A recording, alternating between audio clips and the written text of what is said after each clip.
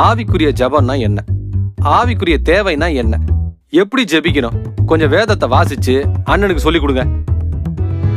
அண்ணே, முதல்ல ஆண்டவரை முழு மனசோட நேசிக்கணும். சரி. அவருக்கு கீழ்ப்படியணும். ஓகே. அவருக்கு பயப்படணும். அவருக்கு பிரியமா நடக்கணும். அவரை கனப்படுத்தணும். இயேசுவை பிரதிபலிக்கணும். அவரை நம்பி ஜீவிக்கணும். அவரை சார்ந்து ஜீவிக்கணும். அவருக்குள்ள ஜீவிக்கணும். அவர் மேல கண்ணை வச்சு அவருக்குள்ள நடந்து அவரையே நோக்கி ஓடணும்னே. அவருக்குள்ள நிலைச்சு அவருக்குள்ள பொழைச்சு அவரையே உடுத்தணும்னே. ஆவின் கனி இருக்கணும், மாம்சத்தின்படி இருக்கவே கூடாது.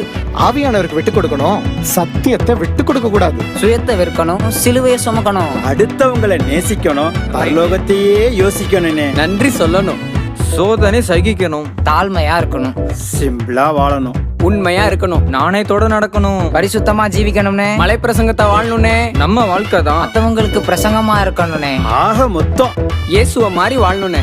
இதுதானே ஆவிக்குரிய தேவை. ஆவிக்குரிய ஜெபம். அன்றாட தேவை, ஆவிக்குரிய தேவை.